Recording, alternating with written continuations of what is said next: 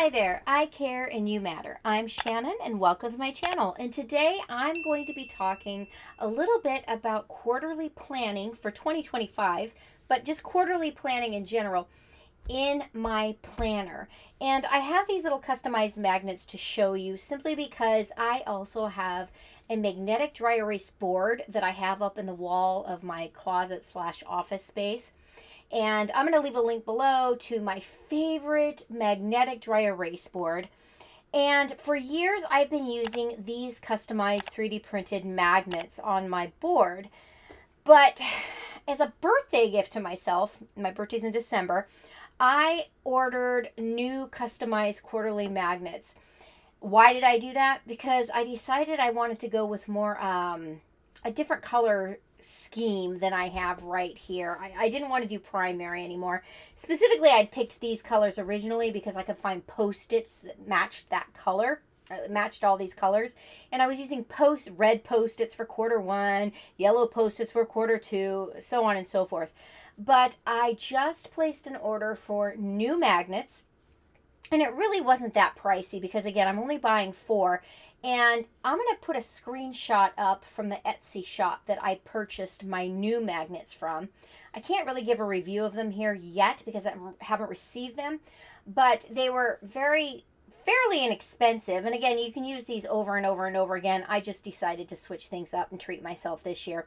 But when I did that, I decided I wanted to do something similar inside my planner itself.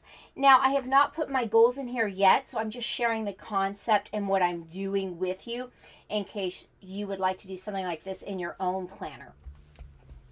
So here's something I made for myself. In another video, I talked about creating durable hope for myself, and I want to keep that concept in the forefront of my mind, and in order for it to be in the forefront of my mind and in my daily practice, I have to see it constantly. So this is a new addition to my planner. It reminds me to have mindful pace, be mindful of what I'm doing and what else life is throwing my way and what I have to fit in. Intentional space, making sure that I'm saying no to certain things so that I can say yes to other things, creating space to do that. And generous grace. I try to be generous with forgiveness and understanding and empathy with other people, but I'm also trying to do that for myself too. So this is just a visual reminder for myself. But then the first thing you'll see is this page. Now, the color scheme that I came up, or the colors I chose for quarter 1, quarter 2, quarter 3, and quarter 4, the colors I created here match those magnets. Now, you'll notice that this is like only I have my little visual reminder here, and then I've just got a page separator here. It's one of the very first things that is in my planner when you open it up.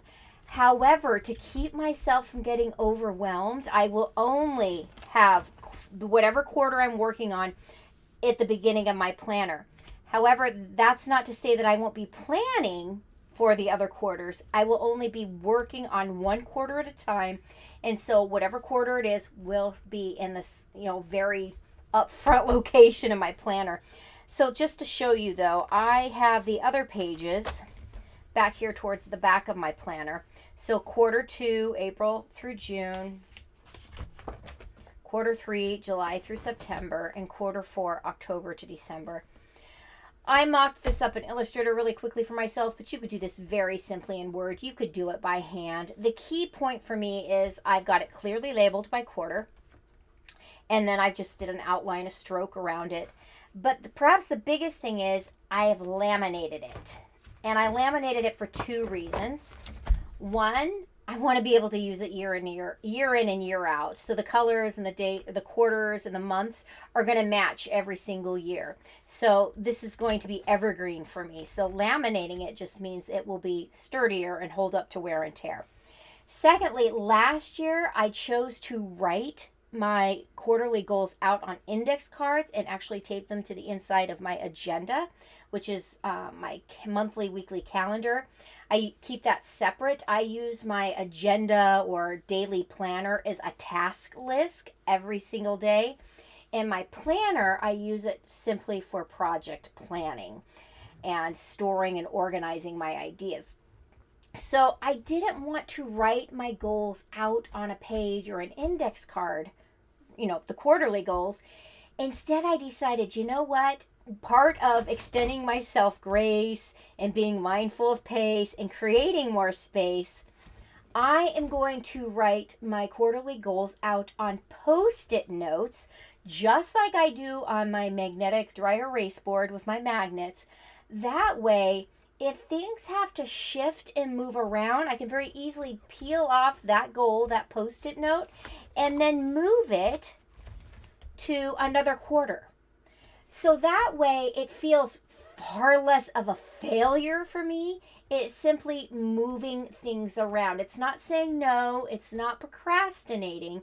It's being mindful of the pace that I have to have and being intentional to work around the space that's currently in my schedule and showing grace to myself. So these laminated quarterly goal sheets are a very concrete way for me to practice those three different tasks or three different concepts: the pace, space, and grace.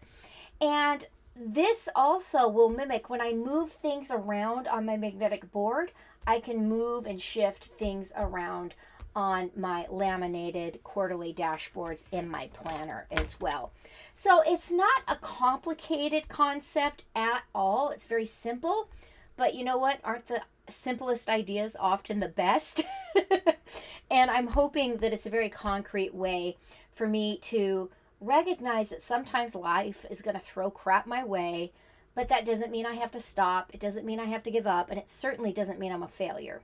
What it means is that I have to shift things around. I have to be adaptable, flexible, agile, and still make progress towards my goals. So as you're starting to set up your planner for 2025, I'm hoping that maybe this idea, this concept, this tactical technique, this strategy can help you be more mindful and intentional about your pace and your space and grace with yourself moving into the new year.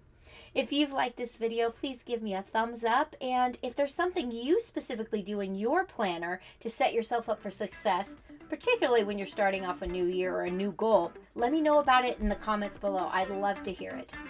In the meantime, thanks so much for watching, and I'll catch you in the next video. Bye.